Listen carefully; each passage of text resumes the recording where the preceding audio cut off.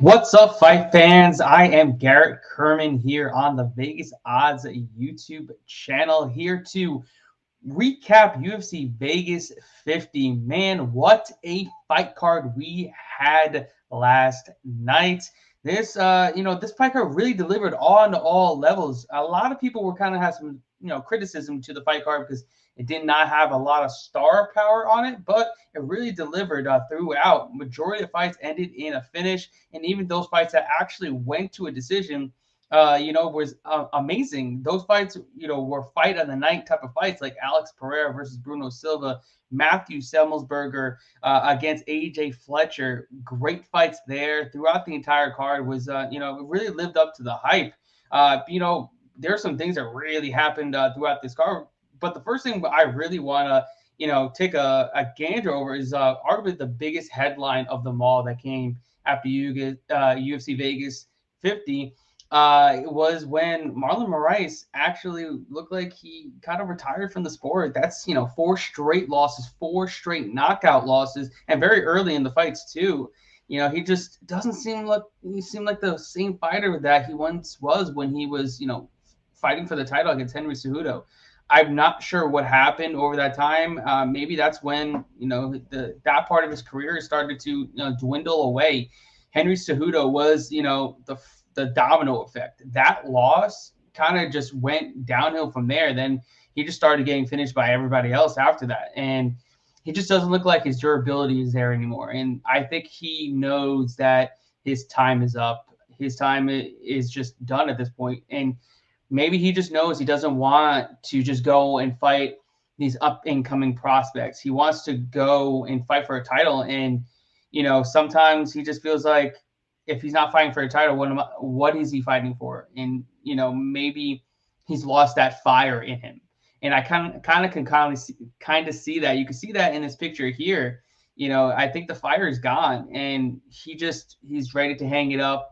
He's ready to just not put his body probably through the pain and the wear and tear that it's been enduring throughout his entire career. He has a long, long career fighting elite level competition throughout his entire, fighting career. So, kudos to him for being able to just go out knowing that, he gave it his all and he's ready to move on with his next chapter of his life.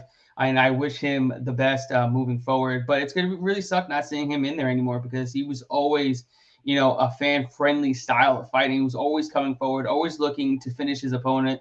He was never looking to just like outstrike his opponent, trying to win via decision. No, he's always going to go in there and look for the kill. Whether he got finished or not, as we've seen in his last four fights, he's still going to go out there on his shield and, try to get the job done. And unfortunately, he wasn't able to do that against Song Yadong. And Song just looked extremely impressive with that devastating knockout. And his stock has risen, tremendously in his last two fights with two brutal knockout finishes of Julio Arce and Marlon Vera. And this was his most signature win of his career. And, he really looks like a true contender at 135 pounds. And it's going to be interesting to see where he goes from here. I'm not sure, who's going to be next for him, but I think someone in, the top five looks like reasonable. And I'm really looking forward to see what is next from Song Yadong. But the next thing up I really want to talk about is Magomed Ankalaev's performance against Thiago Santos. It wasn't the most eye-dropping, performance. He didn't go in there and finish him. He did what he had to do. He was able to stay on the outside, pick him apart, just do everything better than Thiago Santos. Just picking apart, using his long-range tools and just mixing things up very, very well. Unfortunately, this is not the win that's going to propel him into title contention, but ultimately he is, I believe, ready to fight for the title. But the UFC is not going to give him a title if he's not finishing people. People aren't going to want to see Ankalaev go in there and fight someone like Yuri Prochazka or Glover Teixeira to a 25-minute decision like he did against Santos. So he's going to have to go through the grind to, be like, okay, you got to have to give him a title shot here because he's just beating everybody, and he's the best in the division.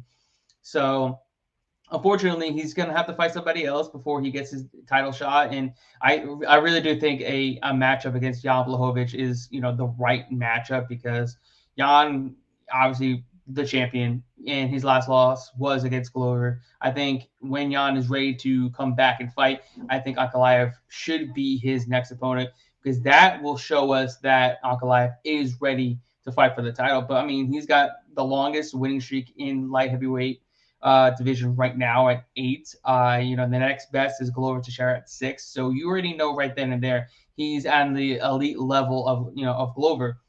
And then you look at Yuri. Yuri only has three fights in the UFC, and he's already in a title shot because he's finishing people. He's electrifying. People want to see him fight. Whereas Ankalaev, if you're fighting the way he fought last night, no one really wants to see him fight. And unfortunately, he's not going to get a title shot unless he becomes more exciting to fight. This is the entertainment business as well as, the fighting business. You got to sell yourself, and going 25 minutes with a guy you could possibly put away is not, it's not something that people want to see. So unfortunately for him, he's going to have to fight somebody else after, after this past weekend. And, he's got to show us something. He's got to show us that, people want to watch him fight. Because right now, people are not going to want to watch him fight. It's stale. He's great, and I believe he's going to be the next champion because he's much better than the rest. I think he's better than Yuri Prochazka. I think he's better than Jan Blachowicz. I think he's better than Glover Teixeira. But he's just not impressive. He's not exciting to watch. And, we'll see what happens. But I'm expecting him to fight somebody in the top 3. And then eventually get his title shot after that. All right, but it has some great fights on this card. One fight in particular I really want to talk about is obviously this barn burner of a fight between Bruno Silva and Alex Pereira. Pereira and Silva went to war for 15 minutes. Pereira finally got, the ring time that he needed. He showed great takedown defense. He's electrifying on the feet like always. He's super technical. He's super accurate, and he showed he could take a punch. Silva was knocking out everybody, and people were thinking that Silva was just going to land a one-hitter quitter and put Pereira away. But look what happened. You can see in this picture, this man got blasted by Silva with his best shots, and he just kept coming forward. So that shows Pereira really does have a chin on him, And I knew that going in. I knew people were talking about, oh, he's going to get hit. People were talking about, oh, his takedown defense. Well, his chin was tested with flying colors. He passed. And then his takedown defense was tested, and he passed with flying colors. Yes, he got taken down. But what he did was able to work his way back up to the feet, use his underhooks, be able to get off the cage, use clinch work. It was very, very impressive. It was arguably the most impressive performance of Pereira's young MMA career, because it shows that he's progressed a ton since, working with Glover Teixeira over the past couple of years. He's been working tirelessly on his takedown defense and his just defense in general, because obviously where you're going to get from him. Big knockout power, insane, striking abilities on the feet, being able to use his long-range tools. He's huge. He's 6'4". He's arguably one of the biggest middleweights on the roster, next to Israel Adesanya, who is a foreshadowing, opponent for him. Maybe if he just keeps this thing up, he's already calling out Jared Cannonier, who's at the top of the heap. Obviously, he's not going to get that type of fight because I think Cannonier should be next against Israel Adesanya. But he's shooting his shot. I think he deserves possibly a top 15 opponent right now, only at 5-1. He's shown a lot of progression. He's shown that he deserves to be in the UFC. He deserves to be a top 15 ranked fighter. He is legit. I know a lot of people were saying, oh, that he was just a kickboxer. Well, he's not just a kickboxer anymore. He's an MMA fighter. And he proved that this weekend against Bruno Silva. And the sky's the limit for him. I'm very high on him, and I'm expecting big things out of him. I'm expecting, a showdown with Izzy at some point, moving forward, maybe within the next 1 to 2 years. I do think that fight is going to happen, and I think it's going to be an absolute banger of a fight. Don't know who's going to win. I haven't broke it down yet, but it's going to be a great fight when it does happen. I think it will happen eventually. We'll just see where Pereira is going to be able to go from here when he starts, fighting the top of the division against a really good, well-rounded mixed martial artists like a Derek Brunson or a Marvin Vettori, Jack Hermanson, guys that can mix it up very, very well. It's going to be very, very interesting once he's able to fight, those type of fighters. But right now, sky's the limit for him. I'm very much looking forward to see what's next for him and where his career goes from here, because I'm ready for it. I'm ready to see him, fight the best. And Bruno Silva, I think should be a top 15 fighter. I mean, the dude's extremely skilled, and he went in there and he was able to almost get him out of there. But Silva's got a great chin on him, and he put that on full display in that fight. What a barn burner of a fight, and I knew that was going to be one of the best fights on the night. And one of the sleeper fights on the night was this fight between Matthew Semelsberger and AJ Fletcher. What a barn burner. These guys went to war, and Fletcher looked great, in his UFC debut against a really tough competitor in Semelsberger. He looked phenomenal in that first round, almost a 10-8 round, but I think he just went to, balls to the wall early on and kind of faded as the fight went on. Octagon jitters, just going out there and being on, the next level, finally making a UFC debut. It maybe kind of just got to him, but I expect a really good career from Fletcher. He showed a lot of promise. He's showing his toughness. He's shown his well-rounded abilities, and he's a really good fighter, even with Dustin Poirier in his corner as well. So he's got the good training partners where he's at, and I think he's gonna be able to progress and get better and show us a much better version of himself in his next fight. And Semelsberger, a lot of people were giving him flack because he hasn't really beaten anybody. His 3 wins were against subpar competition, and he showed that he deserves to be in the UFC. This was a signature win for him. This was a really good win for him.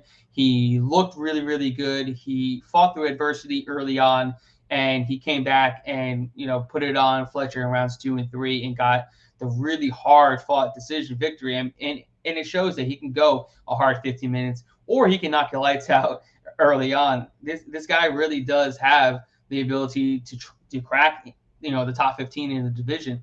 He's super big, super long for the division. He's super strong.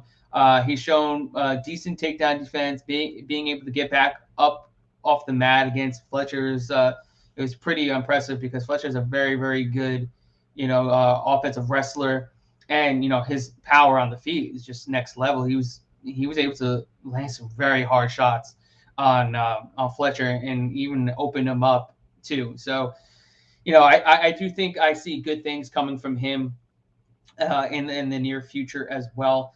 But overall, this card really delivered. It delivered on all counts. Very exciting fights, a lot of finishes, and it was one fight card I kind of knew going in it was going to be a very underrated card, because there was a lot of guys that come in there that go in and finish, and they put them all together on this card after a stacked, UFC 272 event right after. I mean, you couldn't ask for a better fight night directly after a pay-per-view. And then next week, we got UFC London on tap. I mean, that's going to be another great card too. They're finally back in London for the first time in, I think, since 2020 or 2019. So I know the fans are going to be coming out, and it's going to be electrifying there. You got Paddy Pimblett back. You have Tom Aspinall taking on Alexander Volkov. There's such great matchups on that UFC London card. All those London fighters, they got some good fights. You got Jack Shore against Timur Valiev. I mean, Nathaniel Wood against Vince Morales. This is a stacked UFC London event. I'm really looking forward to that on March 19th, coming this weekend. Looking forward to that. And I will be looking forward to recapping UFC London next week with you guys. But please go and subscribe and like this on the Vegas Odds YouTube channel. And we will see you all next week.